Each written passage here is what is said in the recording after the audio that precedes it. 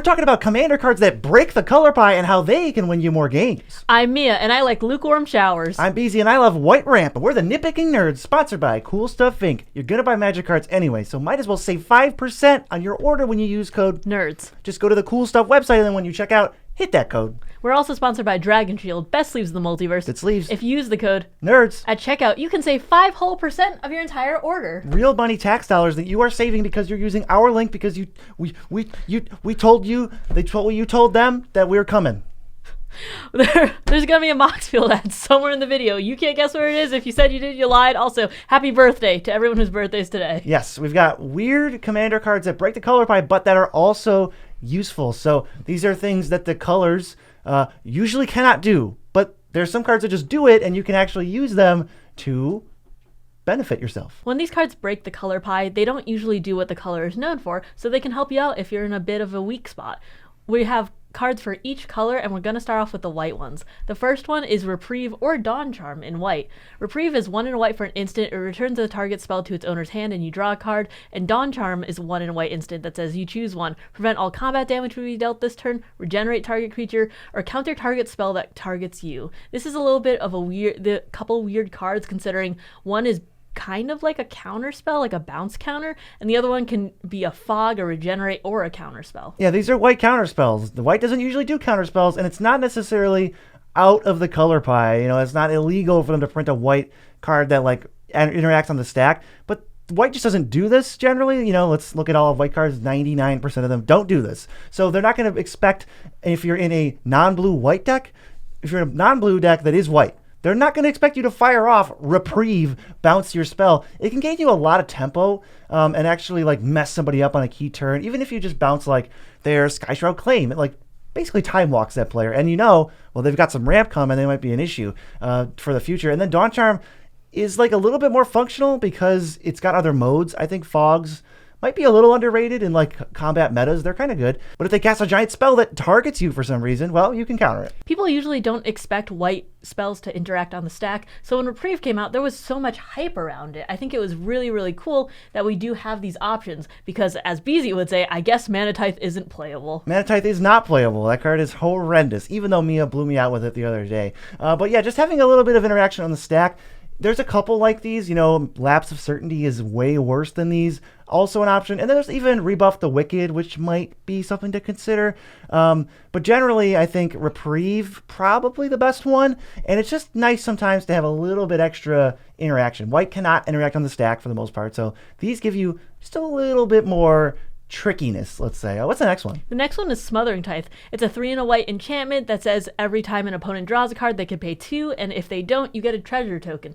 This is super good, considering it can help you ramp, I guess, in white, and also really helps tax the opponents too, because they're giving you resources, and if they don't, they just have to spend 2 mana for it. Most of the time they won't, though. Taxing's pretty on par for white, but not really the like creating treasures, like pseudo ritual, but also artifact permanence. It's a weird card for sure.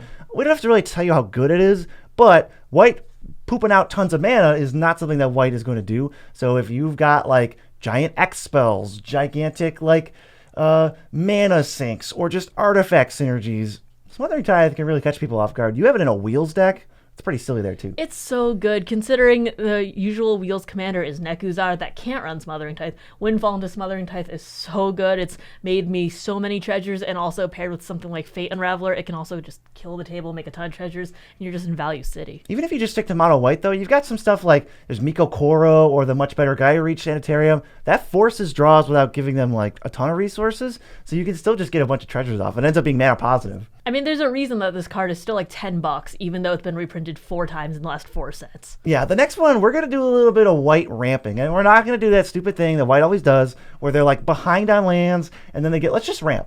Let's use Brought Back. It's white. You return 2 target permanents in your graveyard that were put there from the battlefield this turn, and they return back to play. So what we're going to do is we're going to fetch. We're going to use Arid Mesa, Flooded Strand, Windswept Heath, and Marsh Flats, and also Fabled Passage, maybe Terramorphic Expanse, Prismatic Vista, Myriad Landscape. Have I listed enough mono white fetch lands yet?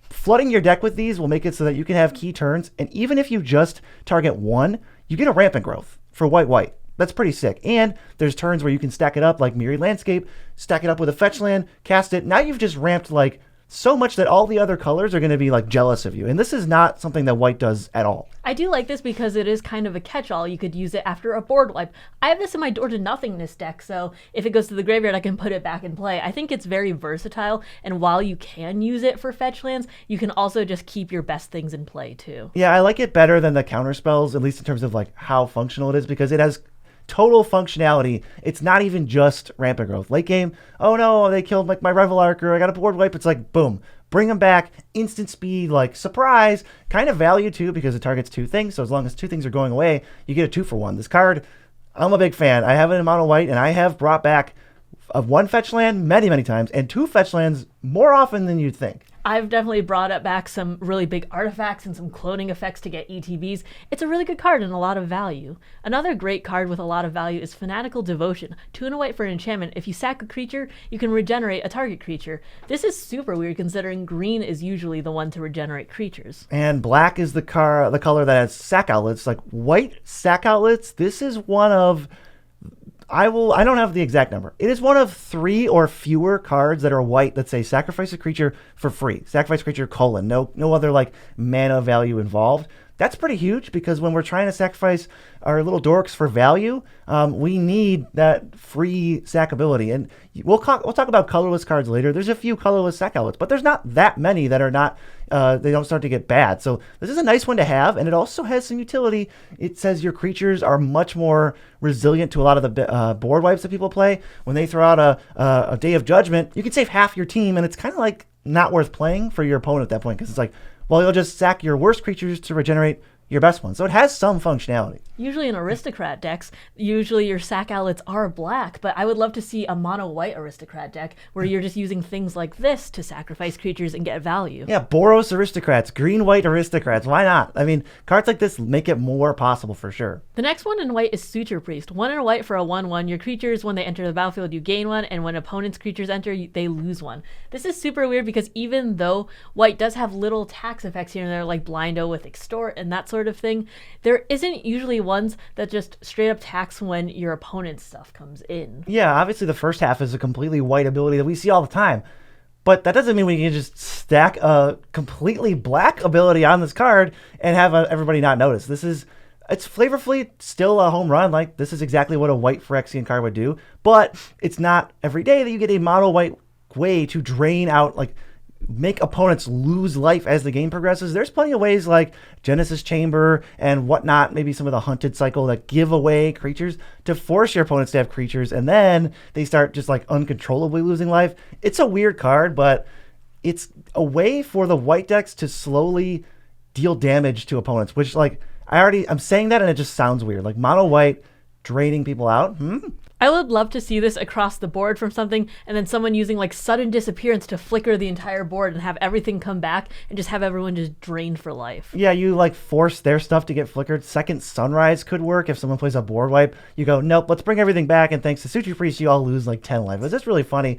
A lot of interesting applications for this card outside of black. But we're moving on to blue cards, and the first one, if you've ever seen me play it in person, I'm probably calling it blue Skyshroud Claim. It's Replication Technique. It's 4 and a blue. It has Demonstrate. You copy a permanent you control. Someone else does the same thing for their own things, and then you copy another permanent you control. Now, every time I've cast this card, early game, what I try to do is just copy 2 islands. I'm assuming we're in mono blue, or we're in blue deck that is not green. Obviously, this is blue ramp.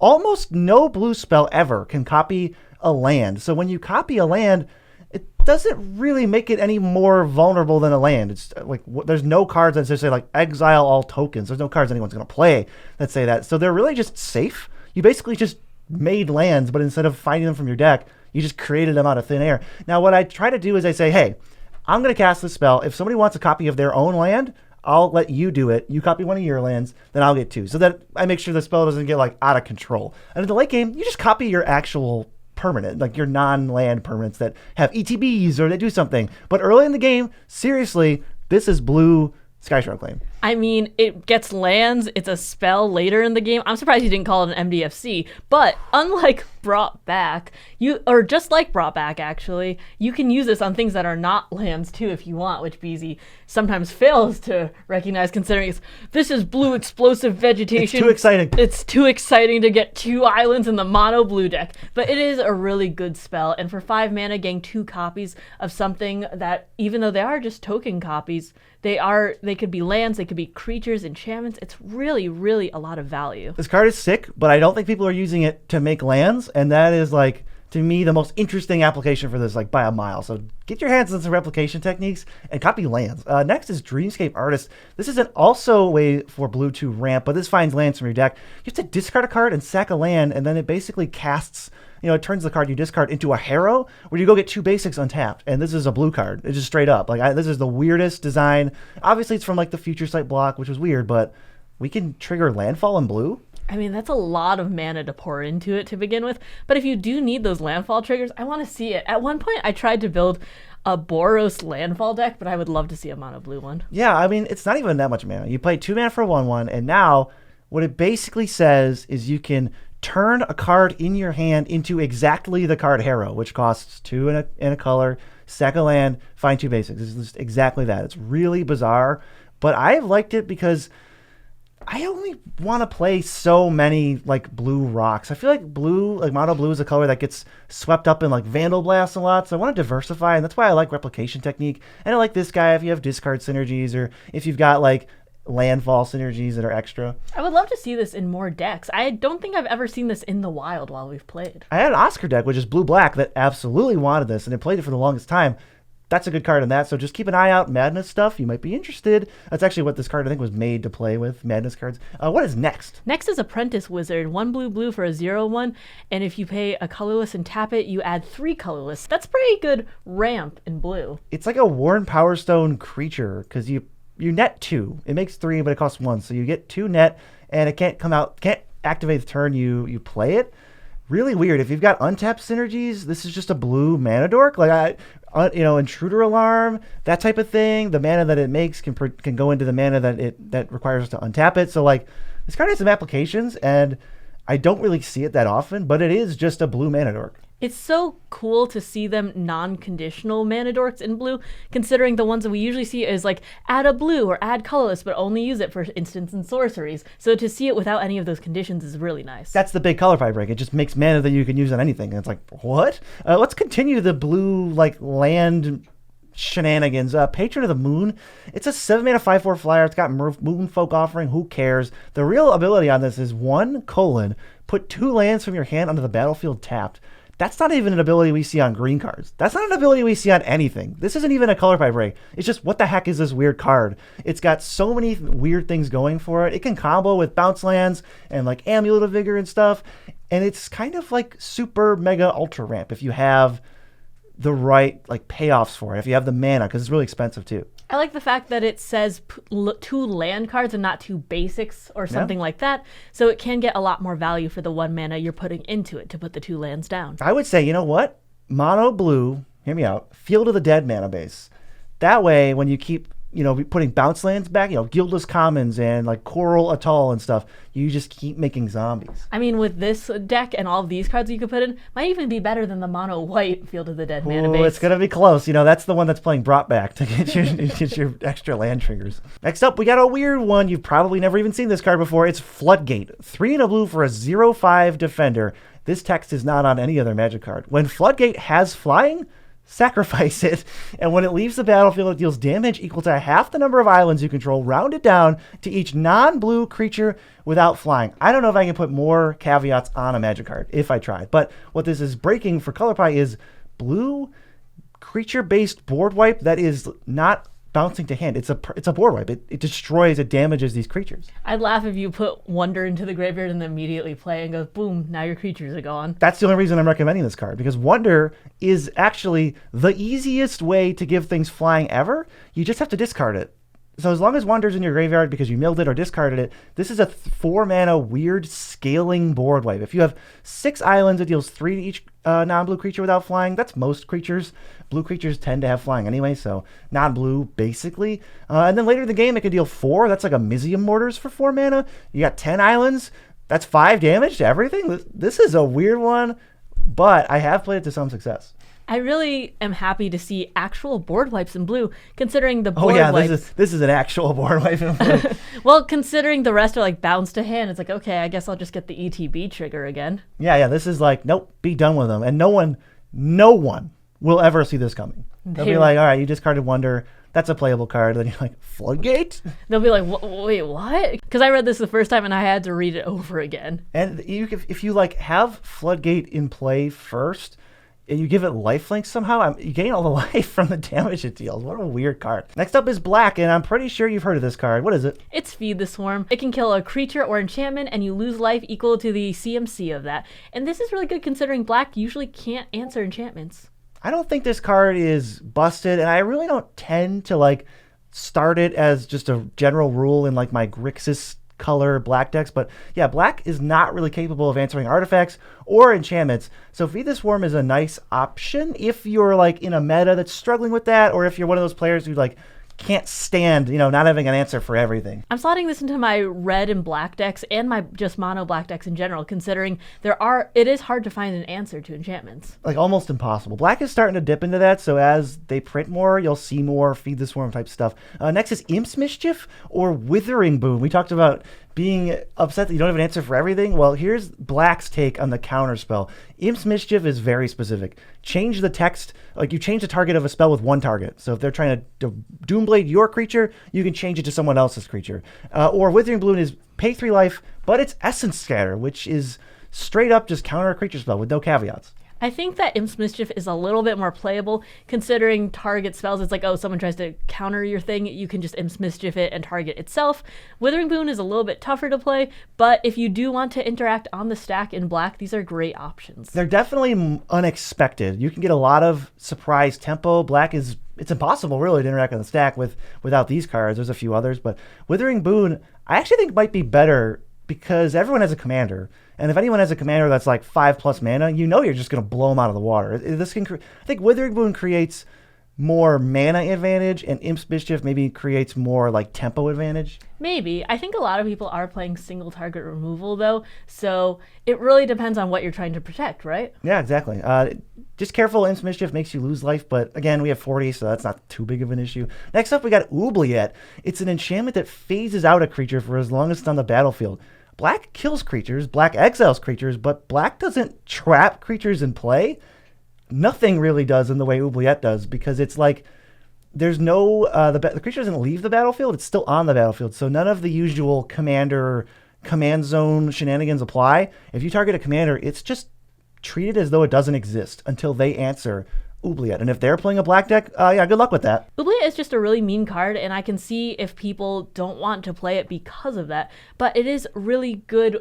It's a really good way to keep commanders off the battlefield without them being able to just play it again. Yeah, I'm a fan of this, ruin commanders strategy. I'll do it. I'm not above it. At least it's answerable. You just need enchantment removal. So some people can answer it, but red, black, and blue players, not as much. How about Darkness? It's a black fog. Darkness is just the black fog, and it was reprinted in the Necron deck in the Warhammer series, and I actually didn't know it existed before that because no one ever plays it, but in your combat metas, it can be really, really important. Generally, I don't expect fogs. They're not like the most broken thing you can do by a mile, but they can definitely create blowouts, and for 1 mana, if your deck has enough card draw and you can hold this up and it's not going to be I don't want to cast Darkness when I have 3 cards in hand. I want to cast it when I got options and I can surprise people with it. So this can swing games in your favor, entirely, just because the whole game will hinge on this one combat that you completely ruin for this person, and then you untap and crack them back. Yeah, I've had 1v1s in the end when 2 other players were out, and they fully tapped out to send their damage at me because it was Xaxes, and I just used Darkness and just swung back and killed them. It's really good as to get out of jail free card. Yeah, if you're in a mono black deck and you pass the turn with 3 mana or something up, I am never going to put you on Darkness. I will run into it and get blown out every single time. What is the last black card? The last one is Mogus's Marauders. 2 black for a 2/2 when it ETBs. Up to X target creatures each gain Intimidate and Haste until end of turn, where X is your devotion to black. There are so few ways, if any, I think, to give Haste and Intimidate to all of your creatures in black. So this is a really good way to just swing out for lethal as fast as possible. Yeah, the Intimidate, but the Haste, I don't think, like, this is one of the only black Magic cards that can give multiple creatures haste. Even though it is a one-time deal, we've got a lot of, like, reanimate options, or, God forbid, mass reanimate. If you Living Death, put all your stuff into play. Now, Mogus's Marauders triggers, you probably have, like, 13 Devotion to black. Give all your stuff haste, and then attack right away, assuming they're not dead to that Gray Merchant that you obviously play. But it is definitely another option that I like a little bit better than, like, a Chroma's Memorial. Is so expensive. This is a little bit trickier. You can reanimate a card and then play this for just 3 mana, give the creature you just reanimated or animated deaded haste. There's so many combat metas there, especially the 7s and below, so I could see this being a really useful card as a finisher. Next up is Red, and if there's one thing Red is notorious for not being able to do, it's answer enchantments. One of the only ways that I think is playable to do so is Chaos Warp. It shuffles a permanent in, and then they flip, and if it's not a permanent, it just stays in their deck. Otherwise, they get it in play. That's usually not the biggest downside. Like, obviously, it's worse than, like, a Generous Gift, but it gives you the versatility that Red doesn't really have access to. I don't know if I would play this in a green or white deck, but outside of that, you kind of need it. Technically, you could hit any permanent on the field, which is really good. And if they shuffle it back in, there is a chance that they could hit the same thing and you're kind of screwed. But that's generally more hilarious than real downside. But I've seen some really good hits for this. Like, someone tries to have a big thing to swing in for lethal, and instead they get like a Soul Ring or something turn 10. Yeah, I mean, that's also the problem with this card, too, is like you can flip a better permanent or a similar permanent that they have, if you know. But like with Generous Gift, I can fire that off whenever. I want to blow up their Bounce Land. I want to blow up their Oracle of Moldiah. I want to blow up their like Thrandynamal. I can do all that. It's all totally fine. But Chaos Warp's a little risky on like turn 3, 4, 5 because they might just hit a 6-drop and you're like, okay. If you use it on your own tokens or just things that you don't mind putting back into your library, though, you can flip something really good. So if you are gambling. Red Ramp confirmed. Mia has done this more than any human I've ever met, and I have never even considered it. Not that it's not a play you can make. I've never been in a situation where I don't want to use a Chaos Warp on something that opponents have. All I'm saying is that my friend likes to bribery one of my creatures that's pro-white and pro-black, and in Mardu decks, this is one of the best ways to get it back. You know, in the Blood Baron of Vizkopa Battle for Control meta, this is great. That if you're playing in that meta, for sure. I mean, that goes without saying, right? I'm just saying Blood Baron killed BZ. You've heard it 1,000 times, folks. The Blood Baron, Chaos Warp meta, Chaos Warp's great. It really is. It really answers any permanent, I just like to point out. Okay, how about a less obvious red sack outlet?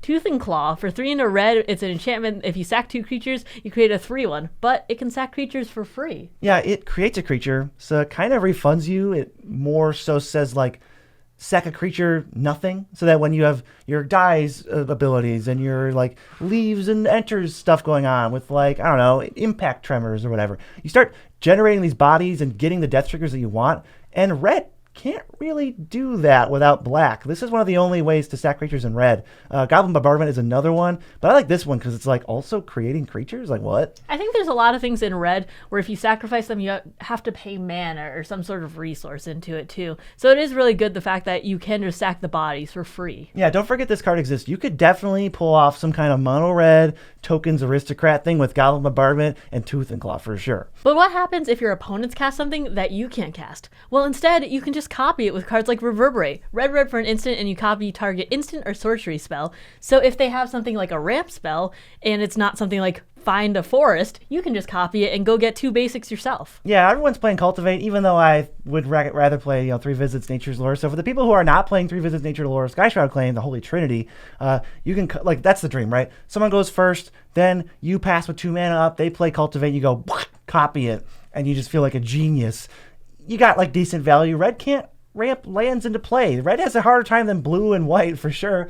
So, like, this is one of the only ways to get that. And then, of course, some kind of, like, cheeky late game spell. If somebody casts Rise of the Dark Realms, that's the like the top end, magical Christmas land. Copy that, steal all the creatures, and theirs resolves and does nothing. Yeah, yours will resolve first, and that is really important sometimes. Yeah. So Reverberate, it's cheeky. I think it's functional too. Like, if you're mono red, I think there's a pretty decent argument for playing Reverberate. Yeah. Next, if you're looking for red cards, that is easily, I think, red's biggest weakness. Red can't draw cards to save its life. All it can do is like impulse draw a couple times. But I think mono red decks and heavy red without blue and stuff, your best option is probably Court of Embereth, Emberwild Captain, and Court of Ire. It doesn't really even matter what they do because they make you the Monarch. That's sort of like consistent card draw. It draws you one right away. Then as soon as you take the Monarchy or keep it, you get a second card. And as far as red cards are concerned, draw 2 is like unheard of. I think the struggle will be actually keeping the Monarchy, but I guess you could trade it back and forth if your group is nice about it. Or just take it. Like, we don't, like, I'm gonna attack you anyway. Like, I got red, I got creatures, I'm gonna punch you. I'm just thinking about a lot of like direct burn too, so if you can't get through, it might be a little tougher. Or if you have like Voltron commanders, it might be a little tougher if they have chump blockers. But Monarchy is worth it in the end, considering card draw is really hard to find. Monarch cards stack decently. If they put up 100 chump blockers, you just play your next Monarch card, take the Monarch back the old-fashioned way, and then draw another card in a red deck. Unheard of. Drawing a card in red. Yeah, there's what? Inspired Tinkering, and that's it? I mean, that's impulse draw. There's like no card draw. Draw cards. Which one was I thinking of then? I don't even know. Oh, okay. So literally none. The next ones in red are some of my favorites. They're counterspells in red. Pyroblast, Tybalt's Trickery. Sure, they do have some downsides, like giving them a spell for free or only letting them hit blue permanents / spells, but it is worth it considering no one's really going to expect it. No one's expecting you to interact on the stack with red. It can get you huge mana advantage that red can't really accrue other ways. You know, if they cast a giant creature that has an ETB, how are you supposed to stop that in red? There's not really a way to do that. You have to like suffer through the ETB, then maybe board wipe with some kind of damage-based thing, but it's way easier to just counter it. Pyroblast is interesting because it's so narrow, but to destroy a permanent on there if it's blue, that is like actually pretty efficient if you've come up against some kind of like Hullbreaker Horror or something. Yeah, I think with Red Elemental and Pyroblast, I think Pyroblast is the slightly better one because of the wording, but they are pretty narrow counterspells in red. Usually we don't see these too much in casual play, but they can really help with tempo in the end, especially if you are like mono red. Yeah, Tybalt's Trickery, 100,000% casual level card. But is it good enough? Mia can tell you. I play in CEDH2. Recently we played against our friend Mod, and they were just trying to get an extra turn spell, and they actually just flipped a Soul Ring off of the Tybalt's Trickery instead and didn't get the turn and went, well, I guess I lose. It's like a Chaos Warp. Like, you can't be sure what they're going to get. It's not a 1-for-1. They're going to get something out of it, most likely. You just have to assume that it's going to be worse than the spell they cast. So, like Chaos Warp, this isn't castable on every random spell. You got to be careful. I mean, you're usually saving it for those big threats too. You're not just throwing a counterspell willy-nilly either, though. Right, but a counterspell can be used, 100% of the time. Tybalt's Trickery is probably like in the last, 30% of the game. I guess. I mean, I don't know. If something is just slapping down turn 3 or something, I might not be even that mad to use it on like a Rhystic Study or something. My litmus test is like Sky Shroud Claim. I would 100% counter a Sky Shroud Claim. Really? I've never seen you do it. Don't think I would Tybalt's Trickery. I would not Tybalt's Trickery it. Right. So it's like there's some cards that are threatening that you can't really cast on, but it's still got like a ton of upside, especially for the blowout potential. But we're going on to green, and the thing green really can't do is answer creatures cleanly, except it can with these two cards. Kenra's Transformation turns it into a useless elk and draws you a card, which is insane, and Song of the Dryads turns it into a forest. So they can hit any... Song of the Dryads hits any permanent. Kind of a catch-all. Not fantastic when you use it on an artifact or enchantment because green can just blow them up, but it's still usable. Kenra's Transformation, I love this thing. I'm going to enchant your commander, you figure out how to deal with it, and now it's a stupid elk. It is a little bit easier to, I guess, lose the creature in a board wipe or something, and then you can recast it if you are targeting a commander, unlike Song of the Dryads. But it still is really tough to keep it while it's trapped on the board. I have struggled figuring out a way to get back my commander when Kenra's Transformation has been on the board. And the cost for you is so low. It's 2 mana and you get your card back, so what do you care? Like, I think every green deck that doesn't have, black in it should probably be interested in this card. Next is Concordant Crossroads. Green, all creatures have haste. Green don't do that.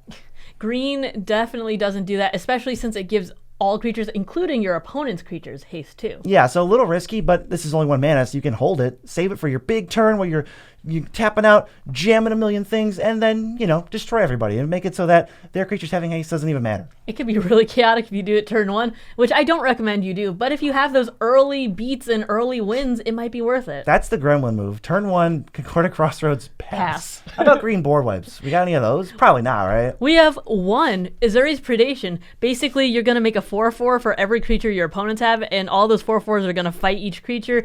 Maybe you'll end up with a lot of creatures, maybe you won't, but a lot of their creatures will die in the end, and that's what you're looking for. Yeah, think of it like Mizium Mortars. You pay 2 extra mana because we're breaking the color pie. Green can't do this.